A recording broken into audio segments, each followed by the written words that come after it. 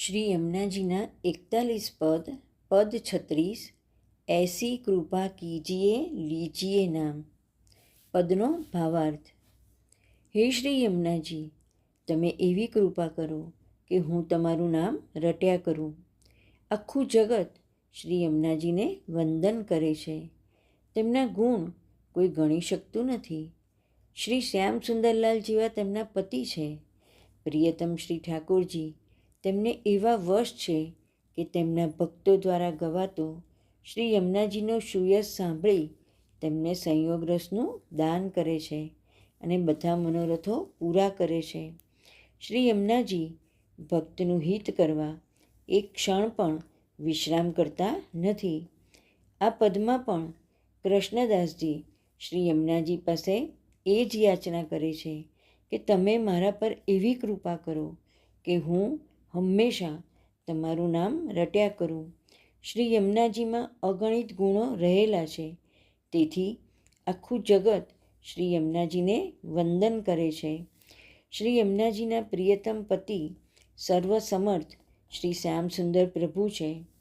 શ્રી યમુનાજી અને શ્રી ઠાકોરજી યુગલ સ્વરૂપે બિરાજે છે. શ્રી ઠાકોરજીના આવા પરમપ્રિય હોવાથી શ્રી યમુનાજીનું નામ રટવું કોણે ના ગમે. કૃષ્ણદાસજી કહે છે કે હે શ્રી યમુનાજી, જે જીવ તમારા ગુણગાન ગાય છે તે જીવને તમારા સંબંધથી શ્રી ઠાકોરજી પોતાના સંયોગાત્મક શૃંગારસનું સુખ તરત જ દાનમાં આપી દે છે. આથી હું આપને વિનંતી કરું છું કે હું આપનું નામ રટી શકું એવી મારી પર કૃપા કરો, જેથી આપના દ્વારા મને શ્રી ઠાકોરજીના સંયોગ સુખનું દાન પ્રાપ્ત થાય.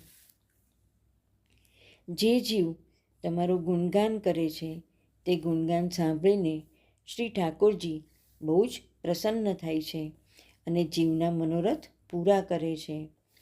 શ્રી ઠાકોરજીને રીઝવવા માટે તમારા ગુણગાન કરતાં વધારે બીજું કોઈ સાધન નથી. માટે તમે મારા પર કૃપા કરો કે હું તમારું નામ રટી શકું. તમે તમારા ભક્તોનું હિત કરવા માટે તમારા પરિશ્રમનો વિચાર કરતા નથી. જળ સ્વરૂપે ભક્તો માટે અખંડ વહેતા રહો છો. ભક્તોને અલૌકિક સિદ્ધિઓ અને અલૌકિક સામર્થ્યનું દાન કરી ભક્તોનું સતત હિત કરો છો. અને શ્રી યમુના મહારાણી સ્વરૂપે પણ તમે સતત ભક્તોનું હિત કરવામાં તત્પર રહો છો.